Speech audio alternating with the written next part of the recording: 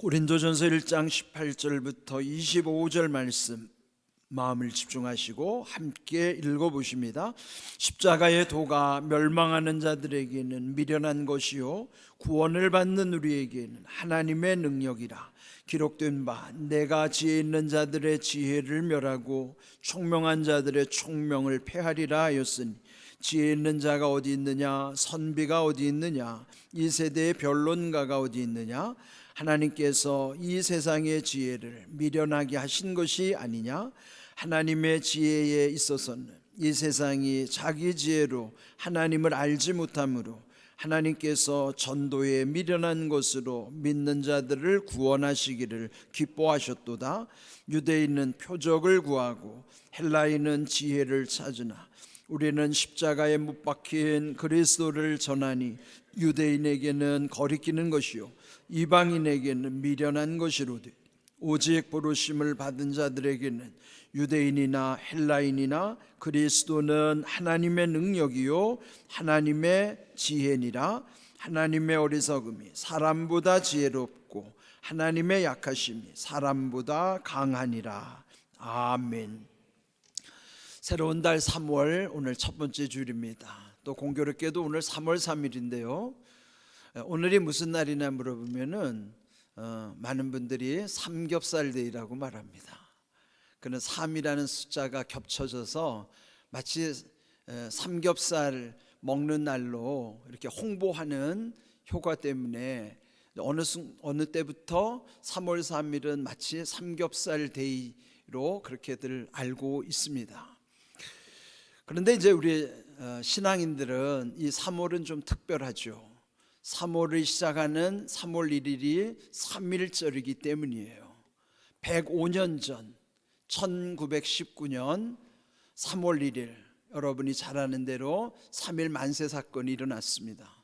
당시 우리는 일본의 탄압에 고통당하고 신음하고 있었던 때이죠. 그때 우리의 믿음의 선조들이 또 결심하여 이 만세 사건을 주도하는, 그래서 당시 고통당하는 나라들 백성들 그리고 주변의 강대국에도 큰 충격을 주고 또 엄청난 영향을 미쳤던 사건이기도 한 것입니다. 당시 기독교인이 많지 않았습니다. 인구로 보면 1%밖에 안 됐는데 여러분 잘 아는 민족 대표 33인 중에서 기독교 대표가 16명이에요. 천도교 대표가 15명, 불교 대표가 2명입니다.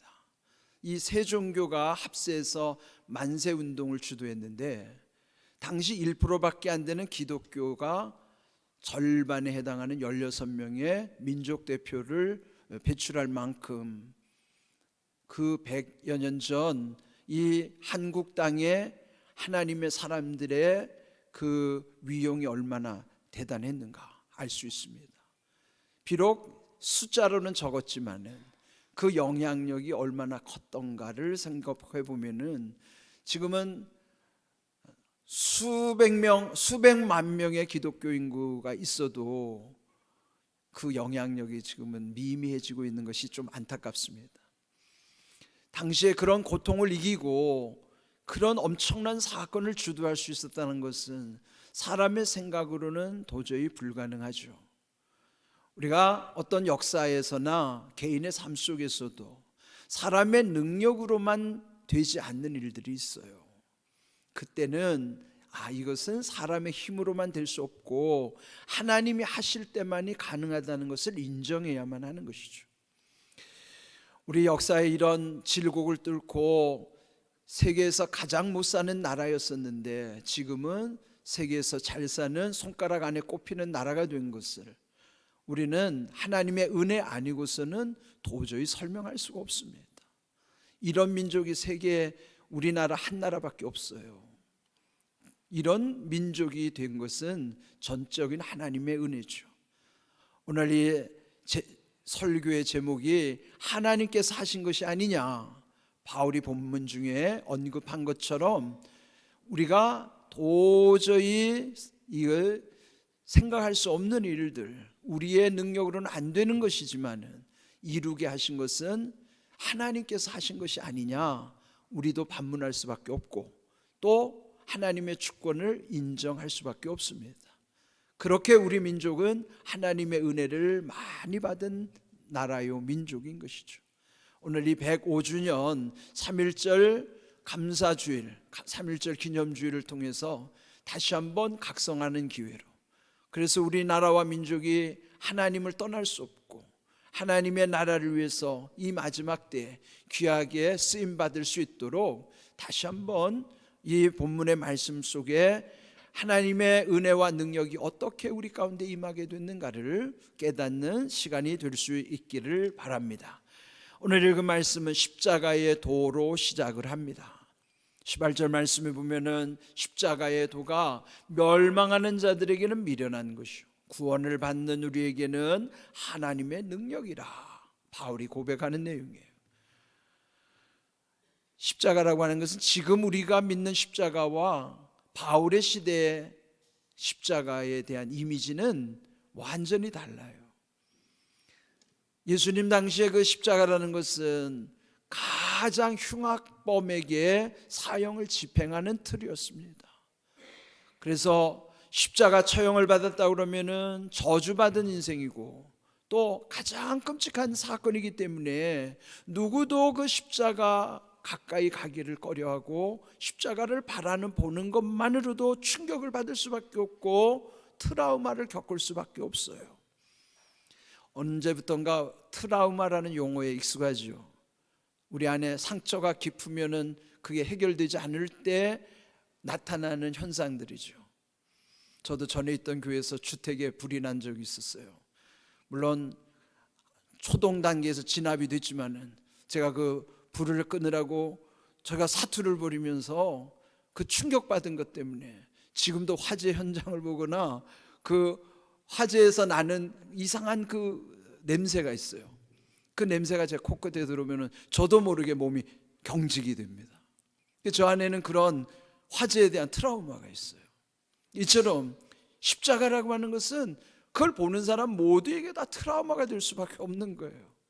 그런데 어찌 오늘 우리가 믿는 이 십자가는 모든 문제를 풀어주는, 또 그것을 깨닫게 하시는 하나님의 지혜요 하나님의 능력이라고 바울이 선언했을까? 그 까닭은 예수님이 십자가에서 죽으셨고 부활하셨기 때문이에요. 그 전에도 무수히 많은 사람들이 십자가에 죽어갔어요. 그는 말뜻 그대로 저주의 십자가일 뿐입니다. 그런데 예수님은 우리 인생의 저주를, 예수님이 저주받으심으로 십자가에서 인생의 저주를 끊어주신 거예요. 그래서 예수님 이전에 무수히 많은 십자가들과 예수님이 달리신 십자가는 완전히 다른 거예요. 예수님이 십자가에서 죽으셨기 때문에 그 모든 우리의 문제는 십자가에서부터 풀리게 하신 것이기 때문이에요. 그런데 그 십자가를 바라보는, 이해하는 사람의 태도는 완전히 상반되는 거예요. 바울이 여기 기록한 대로 십자가의 도라는 것은 진리라는 뜻이죠.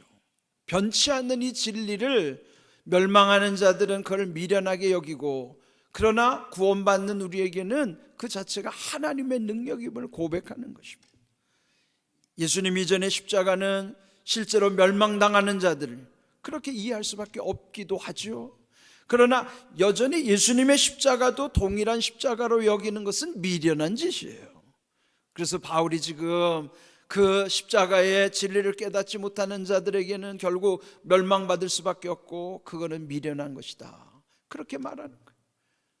그러나 예수님의 십자가로 인하여 우리는 구원받았기 때문에 그 십자가야말로 우리에게는 구원의 능력임을 고백하는 거예요. 바울은 로마서 1장 16절에서도 이 복음을 부끄러워하지 않는 이유를 밝히고 있습니다. 그 복음 속에는 모든 믿는 자에게 구원을 주시는 하나님의 능력이 있기 때문에 십자가를 부끄러워하지 않고, 십자가를, 그 복음을 담은 그 복음을 부끄러워하지 않노라고 고백하는 것이죠. 20절 말씀에 보면은 지혜 있는 자가 어디 있느냐, 선비가 어디 있느냐, 이 세대의 변론가가 어디 있느냐, 이렇게 묻는 까닭은 당시에 지혜 있는 자, 현자라고 또 번역한 성경이 있어요. 또 선비를 영어 성경은 스칼라라, 학자는 것이죠. 학문을 탐구하는 이들, 변론가는 필로소퍼라는 건 철학자를 의미하는 것입니다. 이런 사람들은 당시에 세상의 이치를 다 통달하고 있다고 여기는 사람들이에요.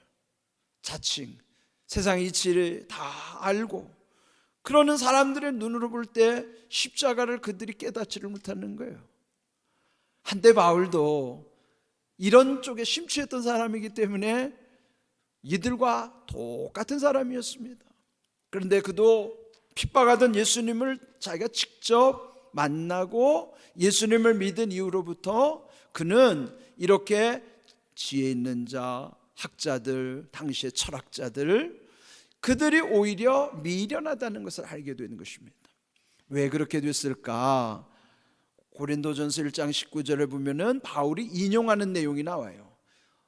구약 이사야 29장 14절 말씀을 인용하기를, 이미 예수님 오시기 700년 전에 이사야 선지를 통해서 예언한 말씀이 있어요. 내가 지혜 있는 자들의 지혜를 멸하고 총명한 자들의 총명을 폐하리라. 그러니까 하나님이 지혜 있는 자들, 총명한 자들을 어리석게 만들어 놓았기 때문에 자칭 지혜롭다고 하는 그들은 십자가의 도에 대한 깨달음이 없다 하는 것이죠.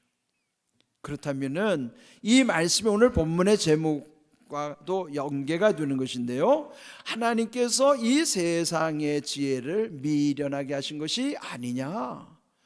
결국은 깨달아야 되는 것을 깨닫지 못하는 것도 하나님이 그렇게 하셨기 때문에 깨닫지 못한 것 아닌가.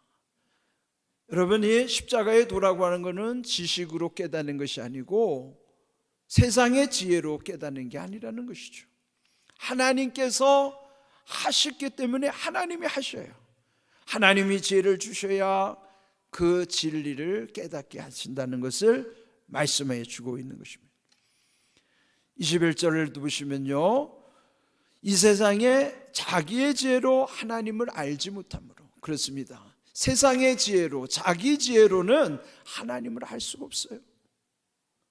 그래서 하나님은 전도에 미련한 방법으로 믿는 자, 그 복음을 믿는 자들을 구원하시는 것 기뻐하신다 하는 것이죠. 우리 생각에는요, 설명을 잘해주고 납득을 시켜서 이해가 되면 믿을 것 같죠? 그렇지가 않아요. 믿음은 지식으로나 설득해서 될 문제가 아니에요. 믿음은 하나님께서 지혜를 주셔야만 깨달을 수 있기 때문이에요.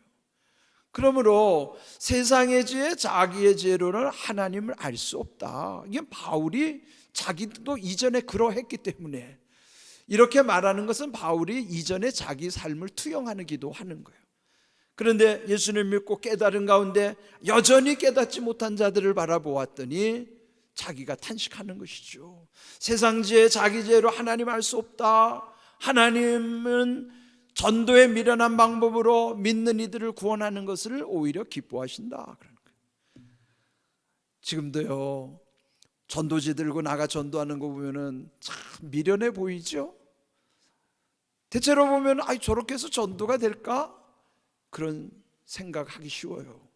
그런데 이상한 것은요, 그렇게 전도해서 전도되는 경우들이 적지 않아요. 또한 내가 가서 전도지 한 단 전해준 것이지만은 그 전도지에 있는 말씀 속에서 그걸 읽는 사람이 깨닫게 되는 거예요. 또 하나님이 역사하시니까 하나님이 지혜를 부어주시면은 그 갈급한 심령에 전도가 되는 거예요. 그래서 이 전도를 세상의 눈으로 보면 미련한 것이지만 하나님은 세상의 미련한 방법을 통해서 오히려 구원하시고 그렇게 하는 것을 기뻐하신다는 것이죠. 우리의 생각과 판단, 하나님의 생각은 완전히 다르다는 것을 우리는 늘 이해해야 돼요. 그래서 하나님은 어떤 방법으로 역사하시든지 간에 하나님께서 하시는 것이 아니냐, 이 믿음이 우리에게는 중요한 거예요. 아무리 능력 있고 똑똑하고 설득해서 될 것 같지만은 안 됩니다. 비록 우리가 볼 때는 미련한 방법이지만은 하나님이 하셔야만 되는 거예요.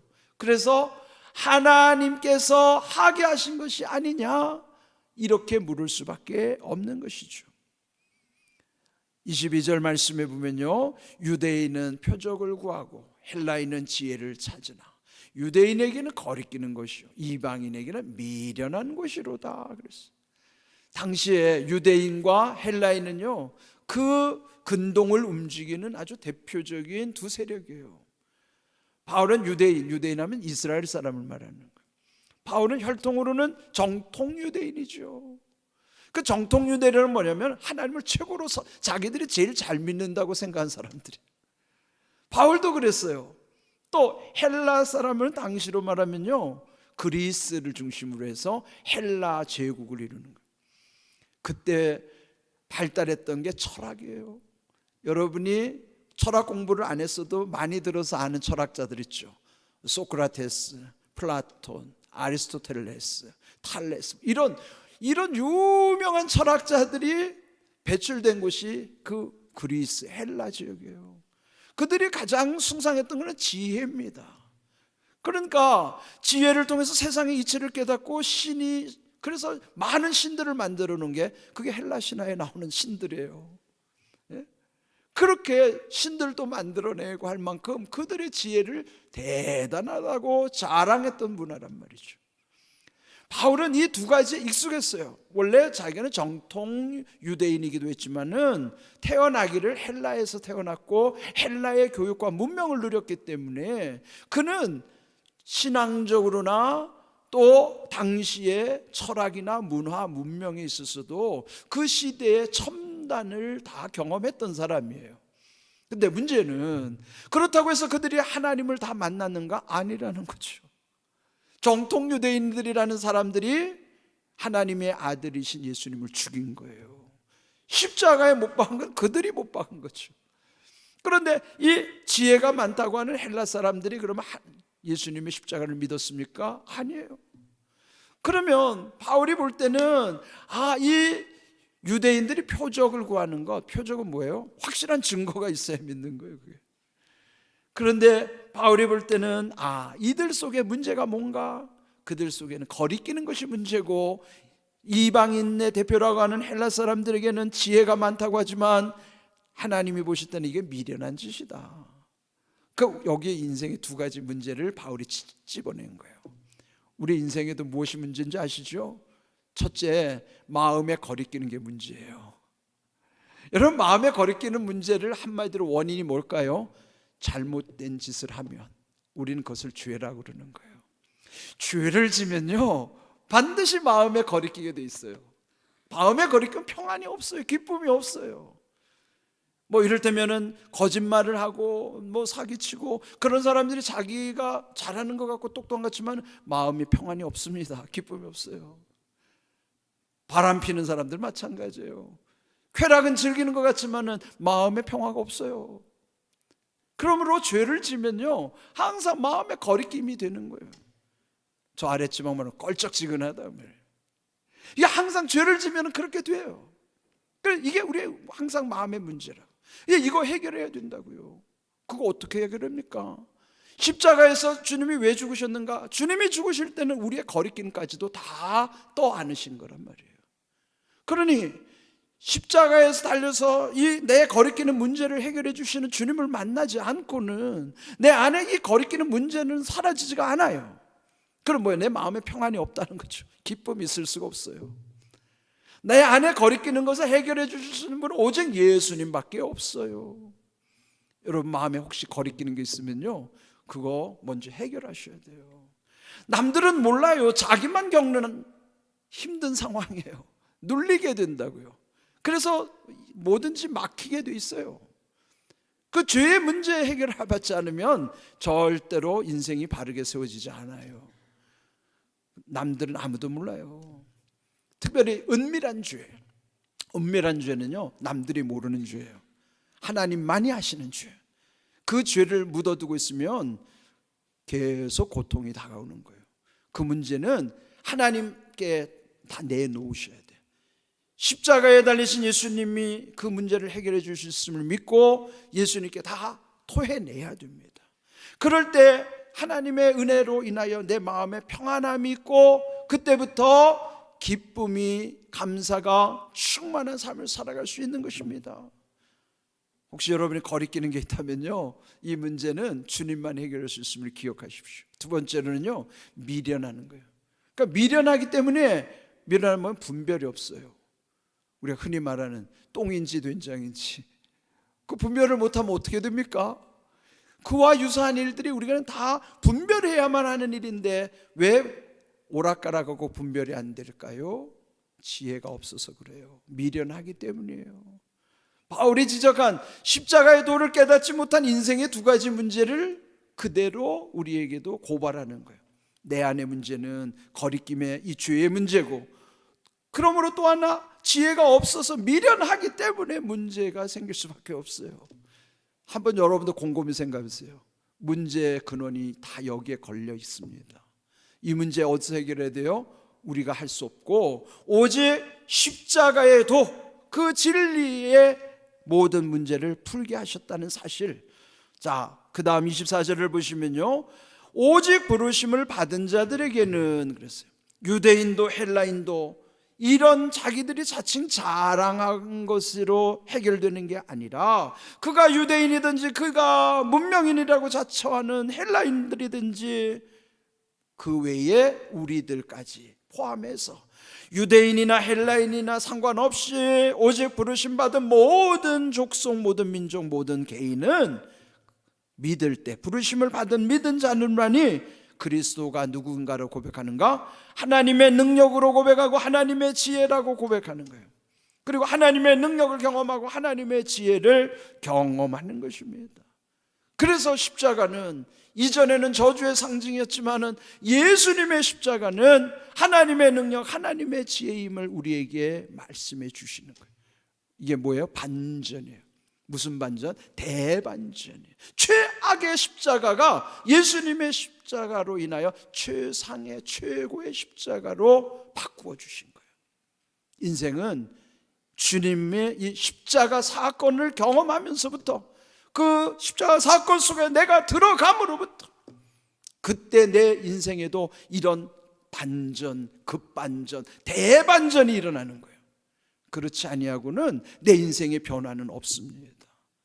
먼저 여러분, 십자가에 달리신 예수님 그 십자가의 도가 내게 어떤 것인가, 오늘 이 말씀 통해서 바울의 체험을 간증하는 이 고백을 통해서 내가 믿는 주님이 어떤 분인가를 분명히 아셔야 되는 것입니다.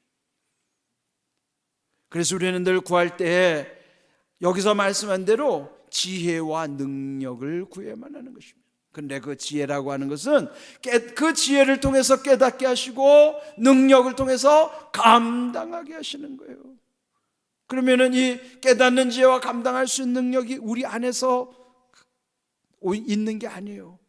세상에서 주어지는 것도 아니에요. 세상에서 오는 것도 아니고 내 안에서 솟아나는 것도 아니에요. 문제는 위로부터 주셔야만 하는 거예요. 위로부터 주시는 걸 우리는 은혜라고 하는 겁니다. 누가복음 24장 49절, 너희는 위로부터 능력으로 입혀질 때까지 이 성에 머물라. 부활하신 예수님 승천하시면서 제자들에게 당부하는 것이, 너희가 지금 사명을 받았다 하더라도 먼저 위로부터 능력이 입혀질 때까지 머물러야 한다는 거예요. 우리는 늘 이렇게 머무르는 과정이 필요해요.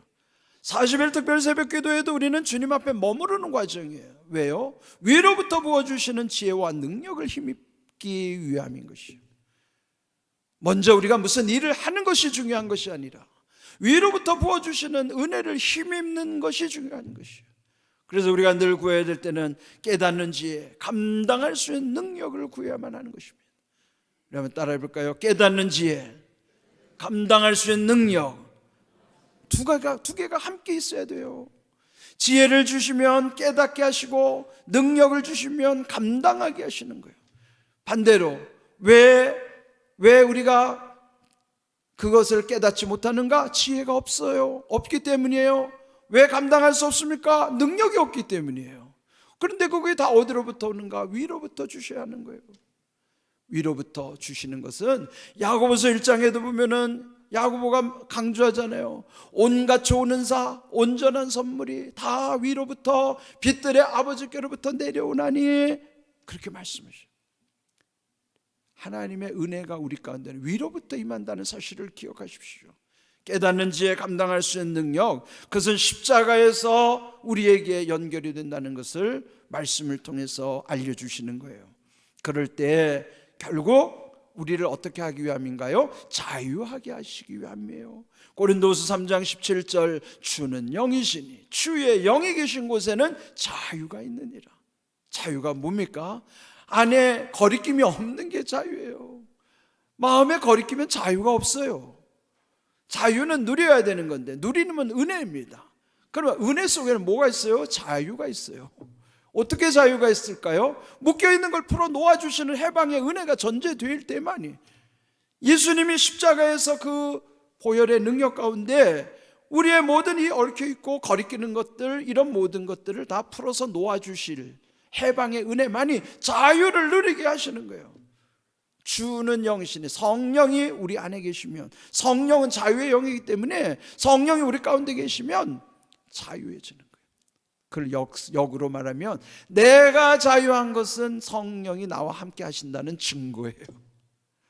우리는 막 성령의 증거를 막 방언을 해야 되고 무슨 능력이 나타나고 그것도 증거죠. 그런데 그보다 더 중요한 증거는 내 마음에서부터 자유함이 있으면, 평안함이 있으면, 기쁨이 있으면, 감사가 충만해지면 그 속에 성령이 계시기 때문인 거예요. 그게 증거예요. 자유의 영이 우리 가운데 계시다는 것이 얼마나 중요한 사실입니까? 우리 안에 모든 거리끼는 것으로부터 풀어놓아 주시고 미련한 우리에게 깨닫는 지혜를 부어주셔서, 그래서 결국은 지혜를 주셔서 깨닫게 하시고 능력을 입혀주셔서 감당하게 하시는 거예요. 진리를 알지니 진리가 너희를 자유롭게 하리라. 진리는 예수님이세요. 진리이신 예수님, 진리의 영으로 오신 성령님이 우리 안에 계실 때만이 자유하게 되는 것입니다. 여러분, 예수님을 믿는 중요한 은혜는요, 자유한 거예요. 예수님 믿으면 얼마나 좋은지 자유한 거예요. 매임이 없거든요. 묶인 게 없어요. 예? 믿지 않는 사람들이 제일 좋아하는 게 뭐냐면 호연지기라는 말이에요. 호연지기 많이 들어봤죠? 호연이라는 넓은 호, 자연할 때인데 이 자연 속에 가장 광대한 기운을 호연지기, 그는 막힘도 없고 매임도 없고 뭐 그런 원천의 기, 그 호연지기는요 사람들이 갈망할 뿐이지 진짜 호연지기는 하나님이 주시는 기운이란 말이에요. 호연지기는 세상에 있는 게 아니에요. 세상 사람들이 갈망할 뿐이지. 여러분, 용 그림을, 용이 있어요? 없어요. 사람들이 상상해서 용을 만들어 놓은 거지. 봉황도 마찬가지고. 그런데 호연지기도요 그와 같은 거예요. 없어요, 이 세상에. 그런 기운이 어디로부터 와야 되는가?